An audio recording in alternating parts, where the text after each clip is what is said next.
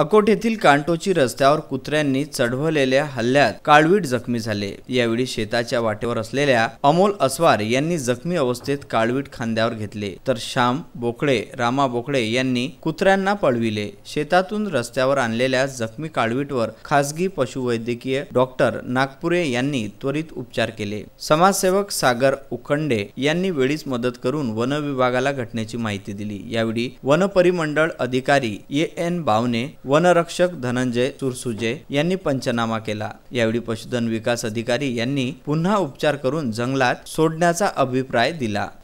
तर दुसरीकडे शहरातील जेतवन नगरमध्ये एका जखमी माकडाला वन विभागाच्या पथकाने तब्बल 3 दिवसानंतर जाळ्यात पकडले। जखमी काळवीटवर वैद्यकीय उपचार करून जंगलात सोडण्यात आले। सध्या कोरोना विषाणूमुळे संचारबंदी आहे। शहरी व ग्रामीण भागातील बाजारपेठ बंद आहे। त्यामुळे उन्हाळ्यात पिण्याच्या पाण्यासाठी भटकंतीवर असलेल्या वन्य प्राण्यांचा संचार हा गावांकडे दिसत आहे। विदर्भ न्यूज करिता अकोट येथून सारंग कराळे।